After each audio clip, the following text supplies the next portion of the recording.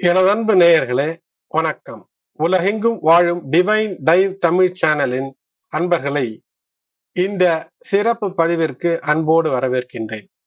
இந்த பதிவிலே கடந்த 30 ஆண்டு காலமாக சனி பகவான் ஒவ்வொரு நிலையிலும் உங்களுக்கு இருந்து கர்ம வினை பயனை தந்து கொண்டிருந்தவர். இப்போது அந்த கர்ம கடிகாரத்தினுடைய ஒரு முக்கிய புள்ளி, முற்றுப்புள்ளி, கஷ்டங்கள் தீர்கிறது.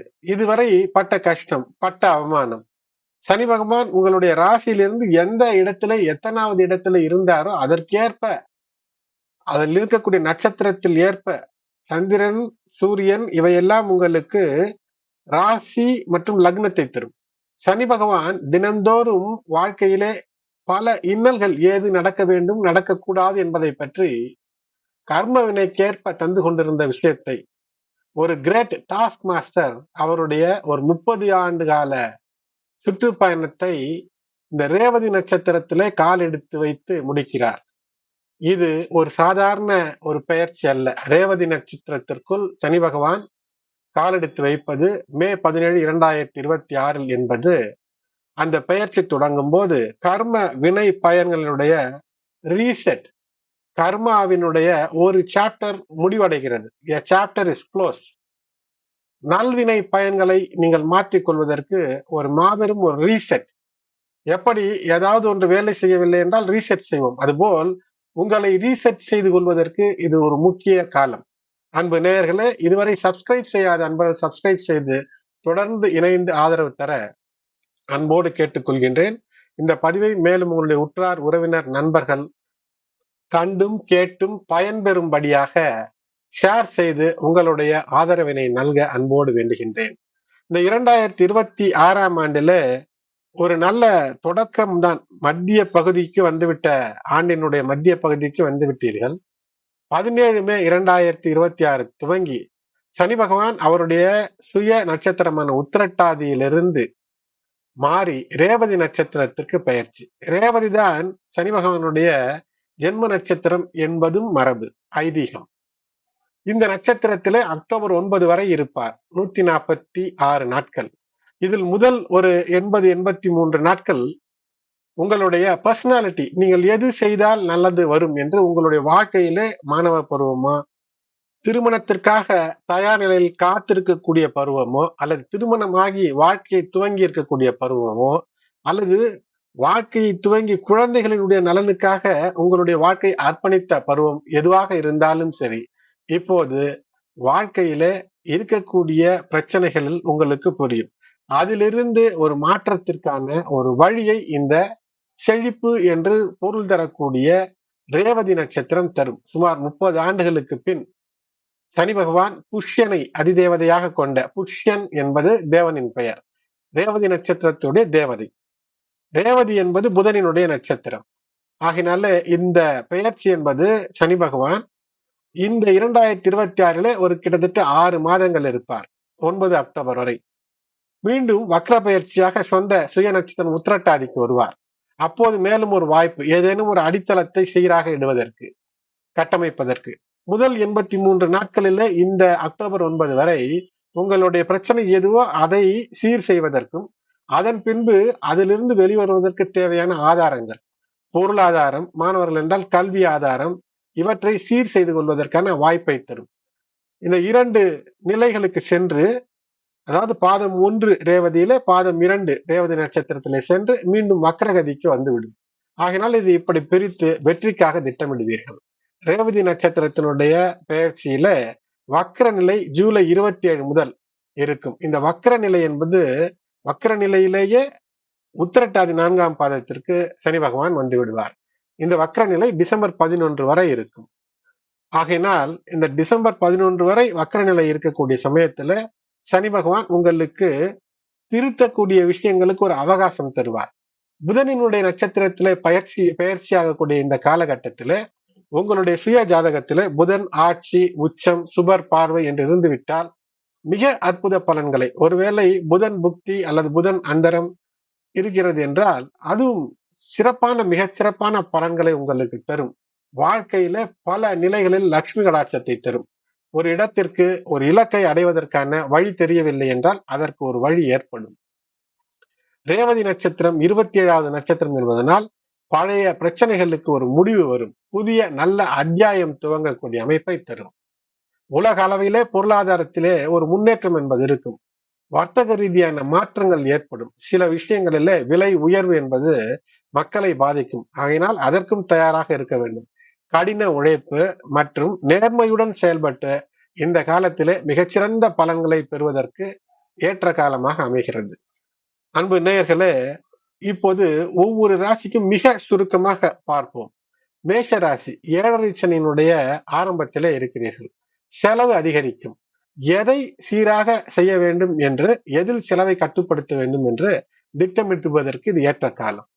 பழைய கெட்ட பழக்க வழக்கங்களை விட்டுவிட்டு புதிய நல்ல விஷயங்களை நாடி அதிலே பயணிக்க வேண்டிய சூழல் உருவாகும். ரிஷபராசி என்பர்களே, லாபச்சனி நீண்ட நாட்களாக நினைத்திருந்த விஷயங்கள் எல்லாம் தானாக கைகூடும். சனி பகவானுடைய பார்வை பலம் உங்கள் ராசியின் மீதே இருக்கிறது. ஆகையினால் சட்டத்திற்கு உட்பட்டு, மரபுக்கு உட்பட்டு உங்களுக்கு எது தேவையோ அதை பெற்றால் மிகப்பெரிய வெற்றியை வருங்காலம் தரும். தொழிலில் முன்னேற்றம்.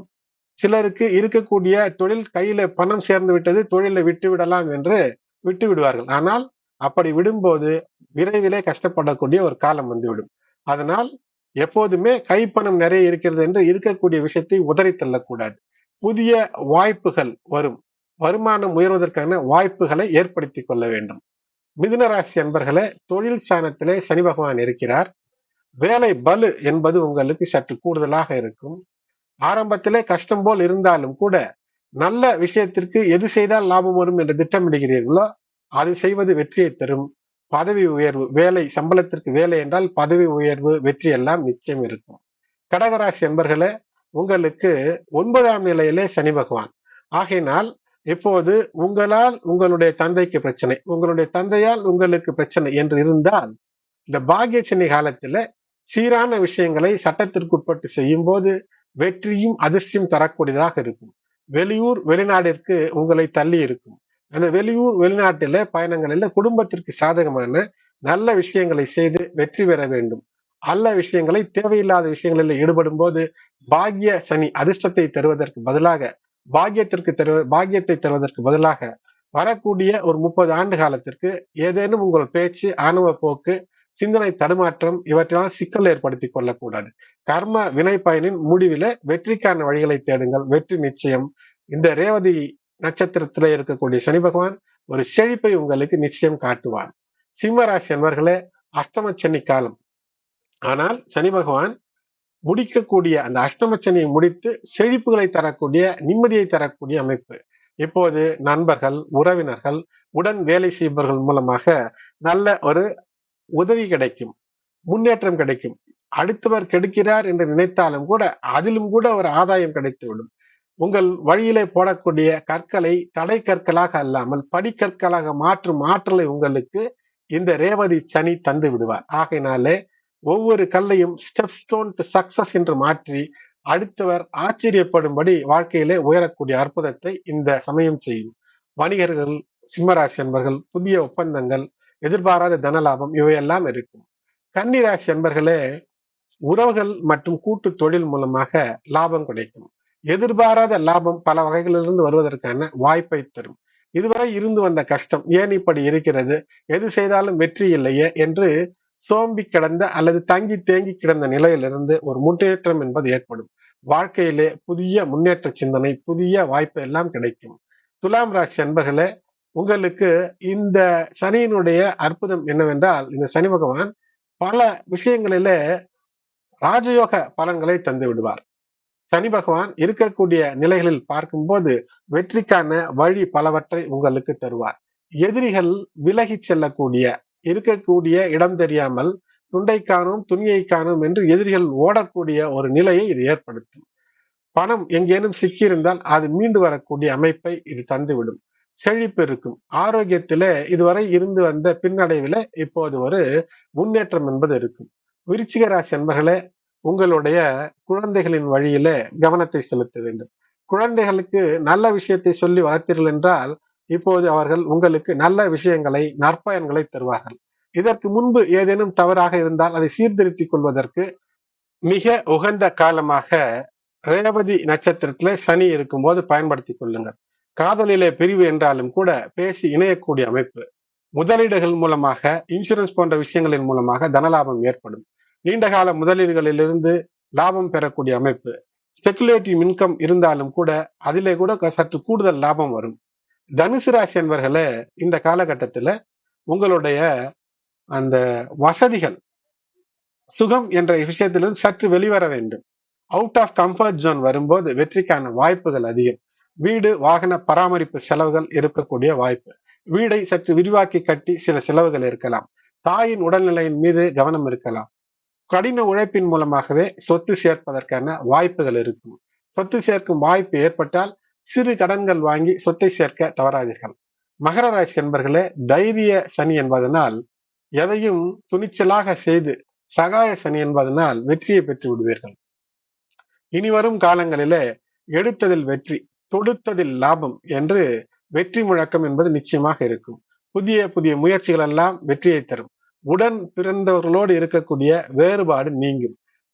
உங்கள் வாழ்க்கை துணையினுடைய குடும்பத்தார் உங்களுடைய உதவினால்தான் அவர்களுக்கு நன்மை நடக்கும் என்பதை புரிந்து உங்களை அணுகக்கூடிய சமயங்கள் ஏற்படும். கும்பராசி என்பர்களே, ஜன்மச்சனி அது முடியக்கூடிய வேலையில இருக்கிறீர்கள். இந்த ரேவதி நட்சத்திரத்திலே சனி இருக்கக்கூடிய காலத்திலே செழிப்பை உருவாக்கி கொள்ள வேண்டும். வாழ்க்கைக்கு வழிகாட்டியாக வரக்கூடிய நல்ல வெளிச்சம் தரக்கூடிய விஷயங்களை பயன்படுத்தி முன்னேற வேண்டும். ஜென்மச்சனி முடிந்து பாதச்சனி காலத்திலே, பாதச்சனி முடியக்கூடிய காலத்திலே பண வரவை சீராக்க வேண்டும், சீராக்கி கொள்வீர்கள். பேச்சிலே நிதானம் தேவை. குடும்ப பொறுப்புகள் அதிகரிக்கும். குடும்பத்திலும் கூட நல்லவை பேச வேண்டும். நல்ல முறையிலே, நல்ல திசையிலே குடும்பத்தாரை இயக்க வேண்டும். மீனராசி என்பர்களே, ஜென்மச்சனி என்பதனால் ஆரோக்கியத்திலும் மன அழுத்தத்திலும் சற்று கூடுதல் கவனம் தேவை. மூத்தோர் சொல் தட்டக்கூடாது. மூத்தோர் வார்த்தை முத்தானதாகவும் உங்களுடைய வாழ்க்கைக்கு சத்தானதாகவும் இருக்கும். அதுதான் ரேவதி நட்சத்திரத்தில் சனி சொல்லக்கூடிய தத்துவம். எது செய்ய வேண்டுமோ அதை மாற்றி அமைத்து இல்லத்து பெற்றோர் பெரியோர் மூத்தோரினுடைய ஆதரவோடு, அக்கம் பக்கத்தார் ஆதரவோடு வெற்றிக்கான வழிகளை தேடுங்கள். ஆன்மீகத்திலே ஈடுபாடு என்பது மன அமைதியை தரக்கூடியதாக இருக்கும்.